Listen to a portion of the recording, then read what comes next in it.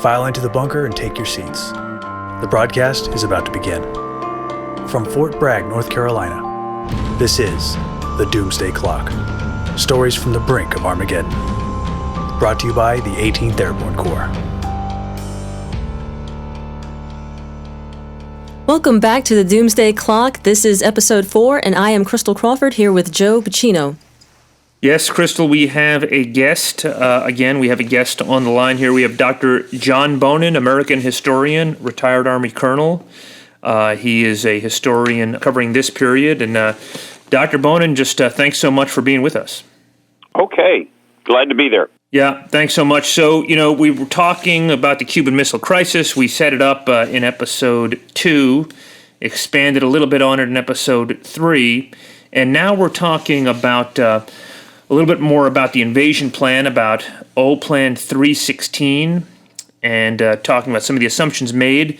But first, to understand Plan 316 and the forces available to Hamilton House, the commander of the 18th Airborne, it's probably important to understand this was a time when the Army had just come through a transformation. Can you talk a little bit about that transformation? Yes, and it was not yet complete. But what's interesting is General Howze is a very transformative character. He was unusual to command 18th Corps because he was a traditional cavalryman, not a paratrooper. And we were now designing the ROAD divisions, the Reorganization Objective Army Divisions.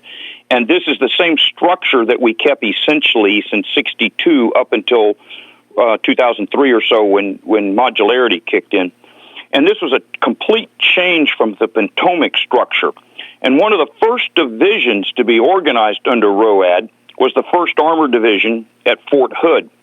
It had been activated in February of 62 and was brought up to full strength using a brigade-sized formation.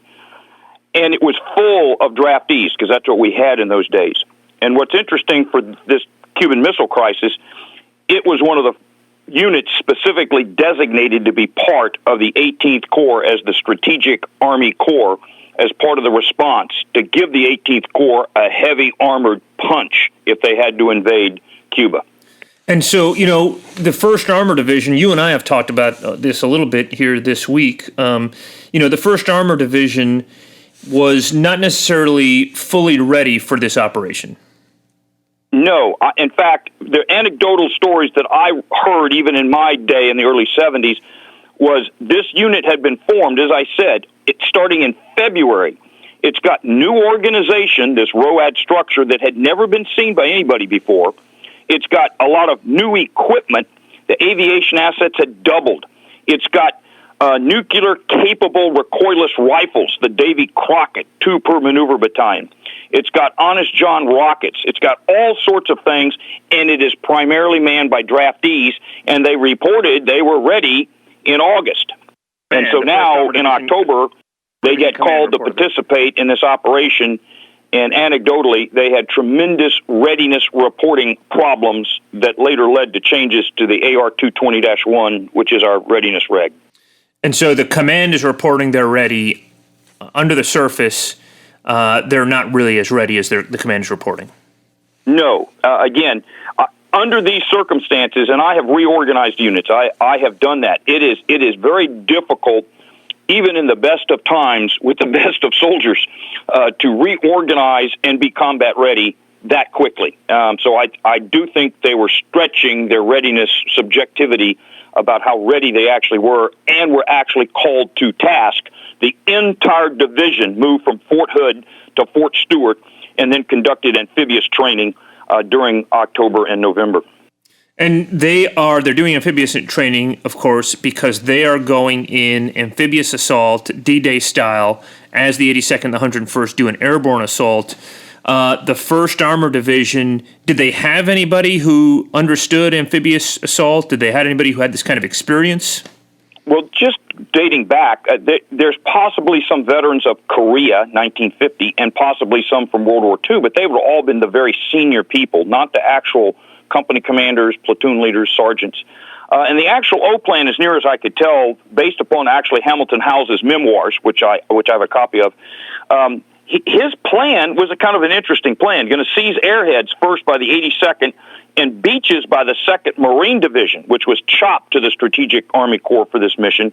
And then he would follow with a quick movement to Havana on multiple routes, supported by tanks that would have come ashore, early tanks from the 1st Armored. Next, the Marines would stay in Havana, and the 101st would now be introduced into Cuba. With 101st and 1st Armored would then conduct a rapid thrust down the length of the island using tanks and helicopters. And so he presumed, when asked by President Kennedy, Howell said he believed it would take about 2 weeks, possibly 10 days, and he estimated some 10,000 U.S. casualties. What's interesting is one of their assumptions is that the Russians or the Cubans would not use nuclear warheads, and not known to either JFK or Howells at the time, the Soviets had 162 nuclear warheads, many of them small tactical nukes, that we didn't think they had and we didn't think they would use.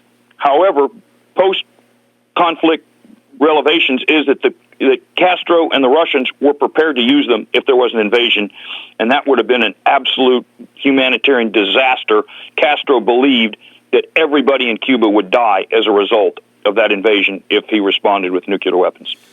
Yeah, and from the American side, at least from Howell's side, you're asking him and his staff to do a number of things, to plan a seaborne assault, which is a complicated operation.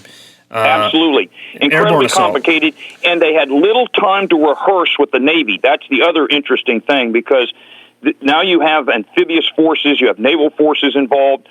He was chopped, actually, to the naval officer, Admiral Dennison, who is the commander-in-chief of Atlantic Command and also Atlantic Fleet, but they'd never worked together. So this was, again, a shotgun marriage under duress. And so all sorts of potential problems would be fraught with that. And then just explain that command, because I don't fully understand it, the command relationship a little bit. The Navy owns everything up until the forces are set in theater, and then Howells takes it over from there?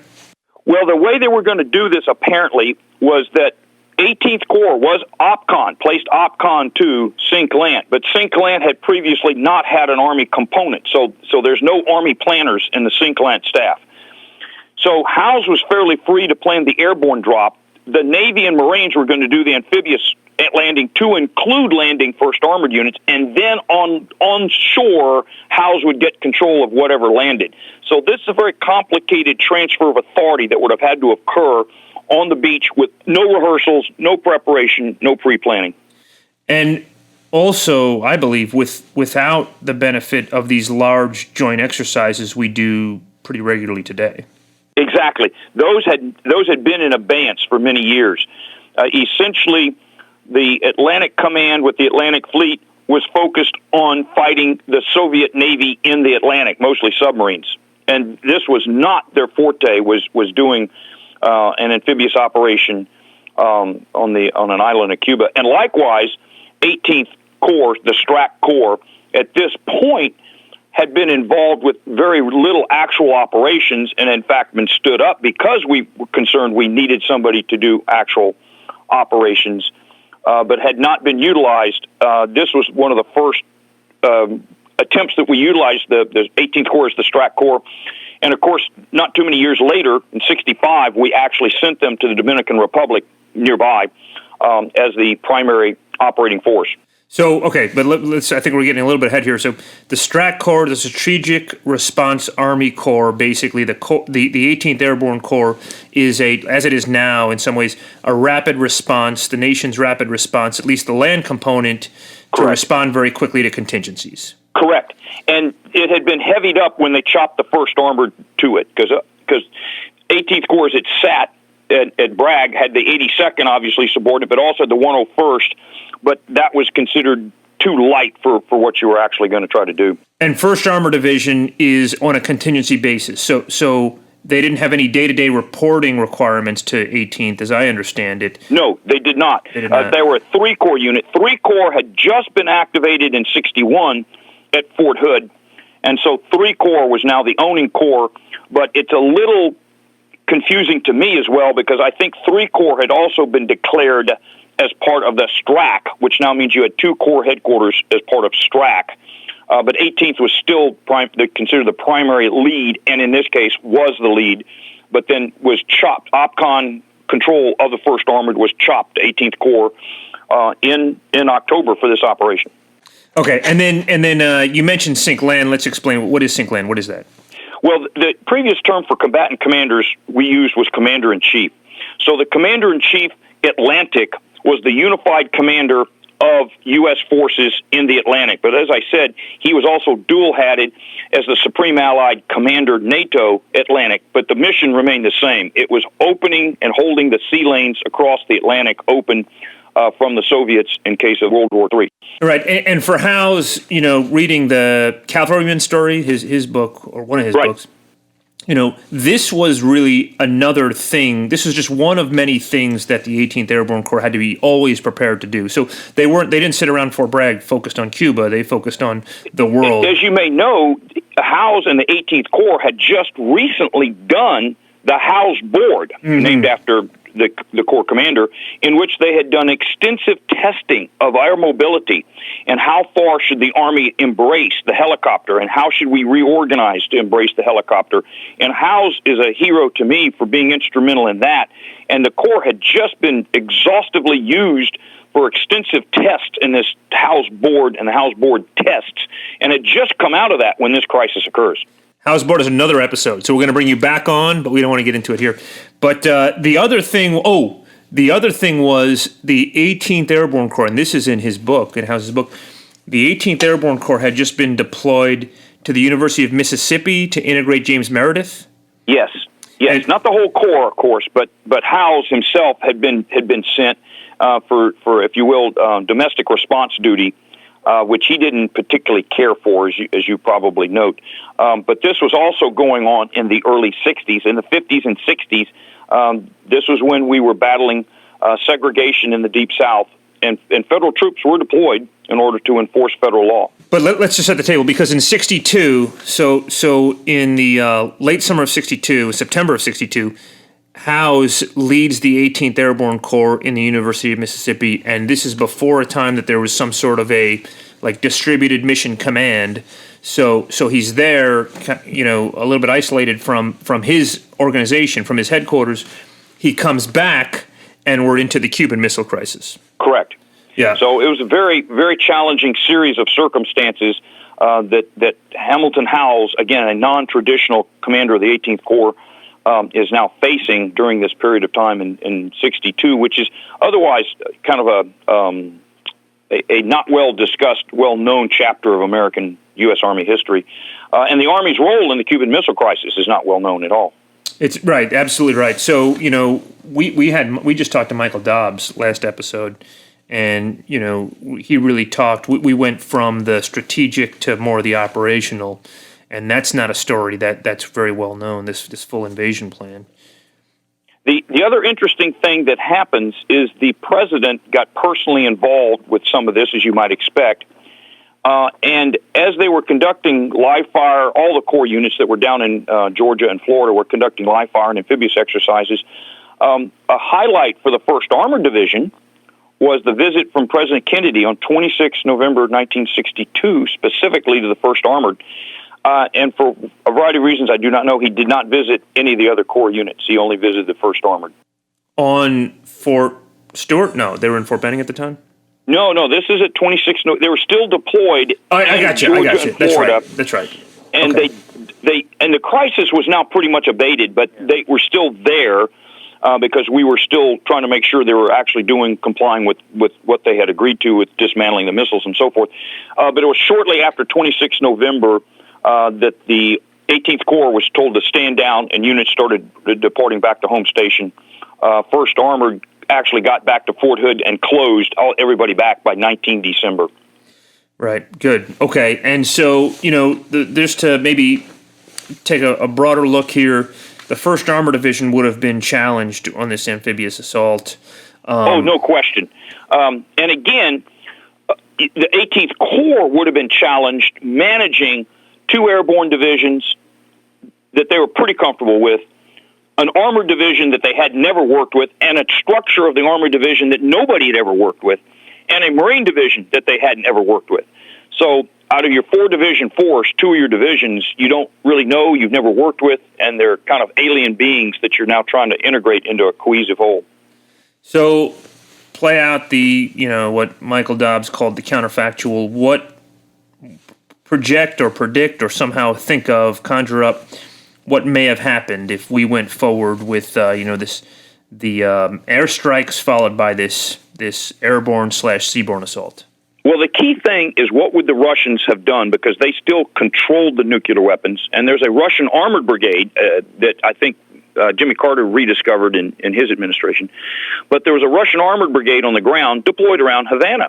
So that would have been the first objective of House's invasion, would be to neutralize that armored brigade. But in the process of neutralizing that armored brigade, that brigade commander, before his brigade is destroyed, he might have done tactical nuclear release, because he had tactical nukes under his control. And the lucrative targets would have been the airheads and the airdrops of the 82nd and of the amphibious landings of the Marines in the 1st Armored. So what else were you able to find out here? You looked through some anecdotal history. I know you looked through some of the O plans. What other light can you shed here? Well, the other thing was, remember, this was a draft-based Army. And so I actually had draftees in my platoon when I first came in the Army. Nobody recently has seen a draftee. And draftees had some great qualities, but they also had some limitations. And a draft-based force, you just don't know how they're going to respond to adversity like this. Heavy fire, nuclear attacks, panic can ensue, which is what we saw in Korea in the early stages of Korea in 1950. That's not the same Army that we have today with all regulars, volunteers, multiple volunteers in the case of Airborne. And so it's hard to say how some of the soldiers would have responded to these potentially extreme conditions. But then again, we don't know how the Russians would have responded. Their army, too, was draft-based. The Cuban military was draft-based. So there's no way of knowing how either side would have responded. And that's what makes these kind of factual arguments, you can't ever come to a conclusion, because you just don't know. The Cuban military could have just laid down their arms, and the Russian brigade commander could have said, "I surrender." So it could have been a walkthrough, but that's what we don't know. So, we talked a little bit about your experience or your what you've seen and observed in your time in the Army. Just briefly talk about, when you came in the Army, what you did. I know you have a lot of experience with transforming the United States Army. Well, I came in the Army I was a cadet in 1968, which was a kind of a low mark for coming into the Army. My West Point class was considered for many years to be the worst class ever to enter West Point in terms of academic standing in high school. So I take that with a mark of pride that I was in the worst entry class ever at the military academy. And I was commissioned in 72 in the infantry when things were not very popular to either be in the Army or be in the infantry. And as I mentioned, the war ended before I actually served in Vietnam, but my first platoon was full of Vietnam draftees and returnees. And unfortunately, drug abuse was just absolutely endemic. We also had sociopaths that were still on active duty that had enjoyed shooting and harming people. And so we had some real restructuring to do with the human material we had. And the Army today is nowhere near like the Army of 1973. So, look, we appreciate your time here. 62 was, a fascinating kind of amalgamation of the start of Kennedy's, the Kennedy presidency, the flexible response period, the new flexible response strategy, the new ROAD concept. There was a lot happening here. And, fortunately, it did not come to a nuclear war over Cuba. Yes, the alternative that they looked at, of course, you may have already talked about, was a blockade, which they then renamed euphemistically as a quarantine. And that actually seemed to satisfy all the interest, and we were able to defuse the crisis with us dismantling missiles in Turkey and in Italy, and the Russians dismantling theirs in Cuba. So it all turned out well, except for Khrushchev, if you will, because he ultimately lost power because he backed down. And so that's one of those doomsday things that we almost got to doomsday at this particular point. Well, I think on that note, we should probably seal it off here, sir. We thank you so much for your time, very succinct, and a lot of great wisdom, and we look forward to having you back on the Doomsday Clock podcast. Okay. Thank you, guys. All right. Thanks so much, sir. Thank you. Take care. Okay. Out here.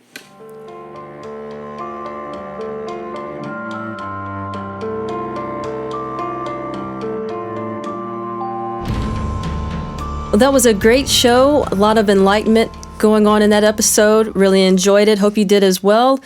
Join us next time for episode 5. And who do we have coming up, Joe? Okay, we've got Brian McAllister Lynn. He's the author of Elvis's Army. This is the book has very little to do with Elvis, but it's about the reorganization of the Army around a nuclear force, an atomic army. And so we're going to talk to him a little bit about marketing that atomic army. This is the dawn of Army public affairs and the dawn of a promotional effort for the Army. So, we look forward to that. Episode 5 will be available next Tuesday. One thing we'd ask our audience is to tell others about the Doomsday Clock podcast.